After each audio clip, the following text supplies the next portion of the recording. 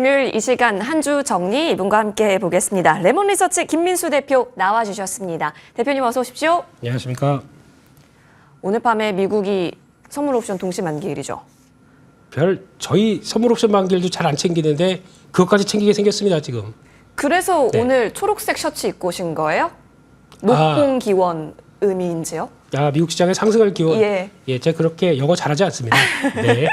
알겠습니다. 네. 어쨌든 미국이든 한국이든 다 올랐으면 하고요. 특히 한국장 더 응원을 해야 하는 오늘 이 시간이 아닐까 싶습니다. 그런 관점에서 오늘은요. 역시 대왕고래 그리고 역시 전력기기 이렇게 두 가지 쪽으로 딱 나눠서 생각해 볼 수 있을 것 같기는 한데요. 오늘 어디 쪽 좀 더 주도 섹터로 볼까요? 그보다 더 화나는 일은 네. 왜 금요일마다 이렇습니까? 그러니까요. 대표님 네. 어떻게 좀 해봐 주세요. 제가요. 예. 네, 그럼 다음에는 빨간색으로 입고 오겠습니다. 예. 네, 그렇죠. 일단 목요일까지 괜찮다 금요일 날마다 이렇게 되는 현상을 보면서 짜증나긴 하는데 하지만 좀 잘 보시게 되면은 오히려 좀 주도 종목이라고 생각하는 쪽으로 좀 잘 편입을 시켜놨었으면은 어제 시장이 강한 것보다 오늘이 더 계속 좋아지는 경우가 나옵니다.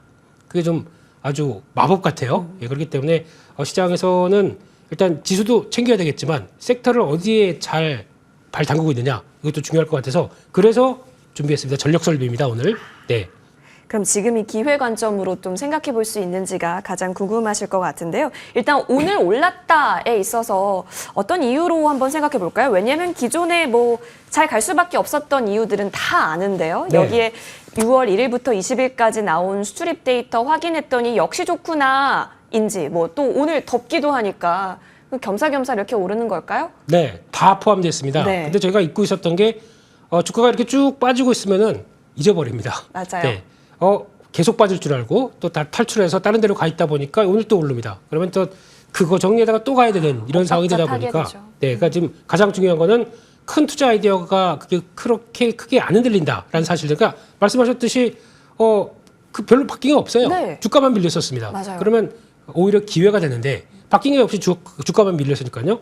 근데 또 주가 안 오르면은 이렇게 되는 현상. 그래서 결론적으로 봤을 때는 지금까지 지수가 대형주 중심으로 또 막 지수가 올라가다 보니까 거기서 그동안에 많이 올라갔던 것들 쉬게 되겠죠. 이게 한국 증시의 특성인데 안 쉬고 버텨주면 얼마나 좋습니까? 네. 하지만 이것 빼다가 그쪽으로 대형주로 갈 수밖에 없는 그 기관들의 패턴이 이렇게 나오는 거죠. 돈 없는 시장이 이렇게 되는 것 같습니다. 네. 그렇게 봤었을 때 거기다가 또 나오는 게 구리 가격이 또 이제 반등을 하기 시작하다 보니까 거기서 나오는 변화를 모멘텀으로 가졌었고 또 아침부터 그 얘기 나오더라고요. 폭염 관련주. 네. 네, 폭염 관련주 더우니까 이제 빈과? 아이스크림, 예. 네, 그리고 또 더우니까 전력기기 관련된 쪽들 수요 늘어나는 거 이런 것도 나오게 되면 거기서도 한몫을 했다고 봐야 될 것 같고요. 가장 중요한 거는 그런 것 같습니다. 지금 장기 사이클에 대해서 변화가 없고 계속 부족하다라는 얘기가 나오고 있는 상황 쪽에서 게다가 또 단기적으로 2분기 실적이 기대가 되는데 거기서 나오는 부분까지 맞춰준다. 그러면 주가는 당연히 반응을 해야 되는 그런 시점이 아닌가로 바라보면서 또 오늘 올랐다고 해서 다음 월요일날 가게 되면 또 시장의 색깔이 또 바뀔 수 있습니다. 하지만 그럼에도 불구하고 투자 아이디어는 크게 바뀌지 않았기 때문에 흔들리면 또 비중을 잘 늘려볼 기회 이런 걸 만들어 가야 될 것 같습니다. 그러니까 주시 영역은 분명히 맞다라는 관점에서 오늘도 챙겨보자라는 건데요. 네. 재룡산업, 재룡전기 지금 오늘 또 물을 만났습니다. 진짜 재룡잔치를 벌이고 있는 상황인데요. 네. 예. 예. 그러니까 사실 어떻게 보면 수출 데이터를 확인하니까 더 이렇게 가볍게 오를 수 있었던 게 아닐까라는 생각도 있고요. 네. 우려 요인 없다라고 그럼 다시 정리해야겠죠? 네, 우려 요인은 그러니까 주가가 또 올라오게 되면 없어 보이고 또 네네네. 빠지게 되면은 혹시나 싶어서 또 생각이 맞아요. 드는데 여기서 이제 수출 동향 한번 잠깐 살펴보게 되면요. 특히 이제 지난번에 JP모건에서 나왔던 이 스마트 그리드 관련된 컨퍼런스 콜 여기를 내용을 보게 되면 저희가 알고 있는 내용들이 또 다시 확인이 됩니다. 거기 나왔던 관련된 전문가들은 총출동해서 이 얘기했었거든요. 앞으로 6년에서 10년 정도 변압기는 수요가 계속 늘어날 것이다. 장기 사이클이죠. 10년까지요? 네, 그만큼 미국에서도 여러 가지 인프라 투자도 하는 네. 가운데 거기다 리쇼어링이라고 그래서 미국의 공장들 여러 가지 짓다 보니까 나오는 변화, 게다가 AI까지 또 총출동하다 보니까 그런 쪽에서 수요는 계속 늘어난다라는 얘기를 했었고요. 근데 이렇게 갑자기 수요가 늘어나다 보니까 거기서 숙련된 노동력, 네. 예, 이게 중요할 텐데 그게 못 따라오고 자재가 부족하다 보니까 충분히 지금 반응이 안 되다 보니까 쇼티지가 나온다. 그러면 그만큼 그걸 공급하는 한국 업체들 같은 경우는 아까 재롱잔치요? 네. 그게 되고 있다고 봐야 되겠죠. 그런 쪽으로 봤었을 때 또 이번에 나왔던 20일까지 수출 데이터 보다 보니까 중대형 변압기 쪽에서는 작년 동기 대비해서 작년 이맘때쯤에서도 이제 막 늘어나기 시작하는 때였었죠.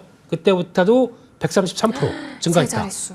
네, 이렇게 되기 시작하게 되면 또 월말까지 데이터는 또 약간 밀어내는 게 좀 있잖아요. 그러면 더 좋아지지 않을까라는 기대감이 또 반영된다고 봐야 되겠죠. 네, 또 이렇게 오르는 날 보니까 더 좋다, 역시 좋다라는 생각이 드는데 뭐 네. 계속해서 장기 사이클일 것 같아요. 10년이라는 수치를 확인한 이상 너무 조급해할 필요도 없어 보이고 오히려 네. 진짜 조정이 땡큐이지 않을까라는 생각도 있고 그리고 이 정도 데이터 값이라면 2분기 실적도 당연히 좋을 거다라고 말씀 주셨는데 네. 그렇다면 변압기 3사 쪽으로 저희가 주목해 보는 게 좋을까라는 생각도 있고요. 네. 전력 설비 쪽에서 2분기 실적이 어디서 좀 드라마틱하게 나올까요? 일단은 가장 대장주를 보는 게 맞겠죠. 네. 대장주를 본다고 하더라도 HD 현대일렉트릭 신고가를 썼네요. 아, 오늘. 조금 쉬더니 네. 바로 기회만 되면 신고가를 쓰는 현상. 내가 대장이다. 예. 그러면서 오늘은 또 아니지.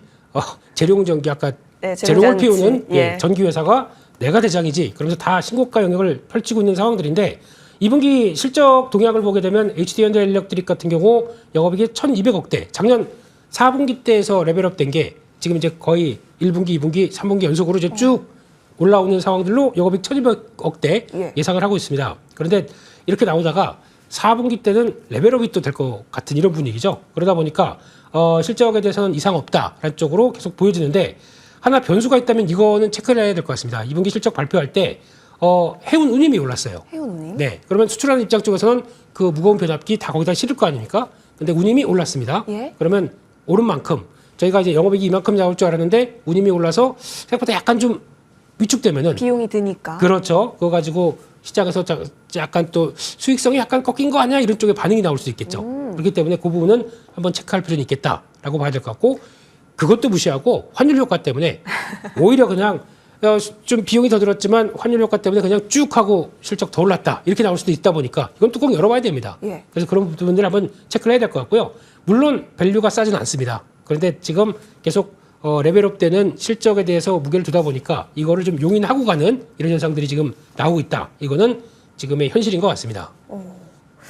해운 운임이 늘어서 뭐 비용, 그러니까 C단에서 조금 차지를 할 수 있어도 지금 어쨌든 환율 효과를 또 누려볼 수 있잖아요. 특히 왜 변압기 3사가 잘 갔겠습니까? 미국 쪽에 있어서 수출량이 있기 때문이었는데 이 속에서 또 상쇄할 수 있다라는 거 뚜껑 열어보자라는 관점 남겨주셨습니다. 자, 오늘 마이너스권 마감할 것으로 보여지고 있습니다. 현재 동시호가 구간이고요. 여전히 지금 하락하고 있는 종목의 수가 더 많은 상황 속에서 코스피 지수 현재 보이는 대로 0.68% 하락 예상되고 있고요. 코스닥도 동시호가 구간에서 특별한 움직임은 없습니다. 오늘 장 마무리하고 오겠습니다.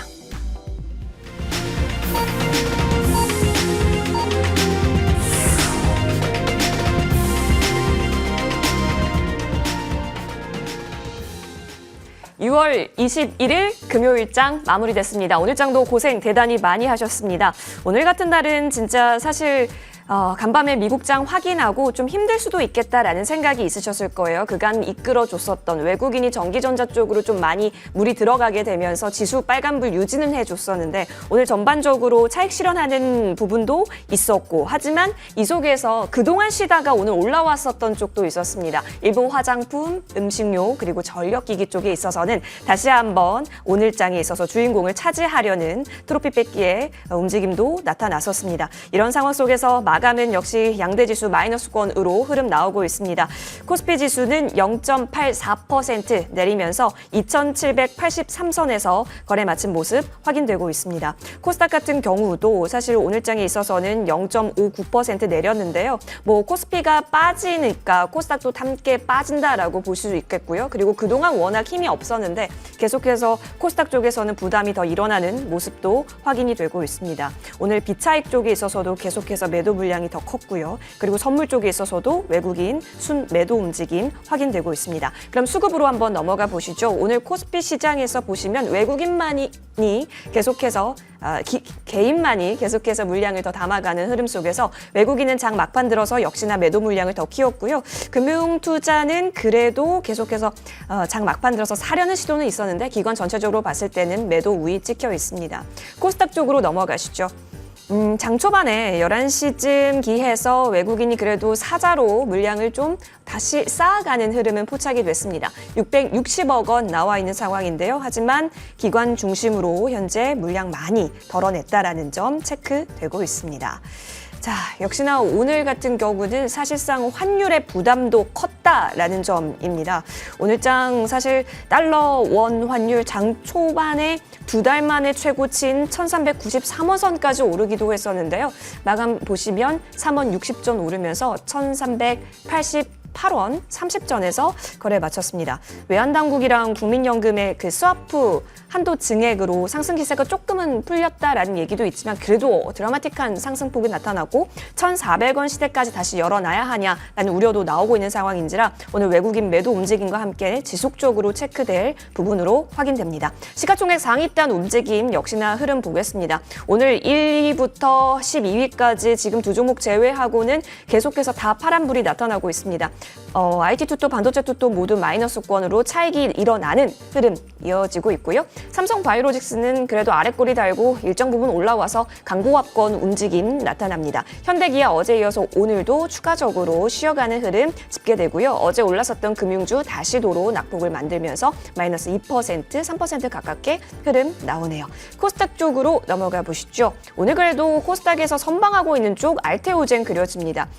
단기 고점 라인, 그러니까 최고가 라인이죠. 29만 1,000원 부근까지 지금 다시 올려 세우는 흐름이 오늘장 하루에 다 나타났다라는 겁니다. 어제까지 방향성 탐색하다가 오늘 지수 기여도 1위 종목으로서 알테오젠 7%대 넘게 상승했습니다. 에코프로나 에코프로 BM 오늘 쉬어가고요. HLB도 어제 이어서 오늘도 추가 상승을 노리는 구간. 클래시스가 화장품 미용기기단에 있어서 계속해서 그 온기 확산 이어갑니다. 2.63% 상승 확인되고요. 실리콘2도 오늘 확인해야겠죠. 5.6% 상승. 그리고 말씀드리다시피 휴젤 같은 경우는 오늘 또 개별 호재와 함께 6%대 상승이 이끌어졌다라는 점 챙겨집니다. 확실히 신고가 움직임 다시 보니까 제가 말씀드렸다시피 화장품 그리고 역시나 재룡 전기 그리고 재룡 산업과 같은 쪽에서 재룡 잔치가 있었다 확인되네요. 금요일이니까 이런 걸까요? 라고 질문 드리기도 이제는 입이 아픈 것 같습니다, 대표님. 저희는 네. 어디서 힌트를 좀 더 얻어보면 좋을까요? 네, 앞으로 목요일 날 방송해야 될 예. 그런 쪽이 될 때 오늘 시장 분위기 보게 되면은 예.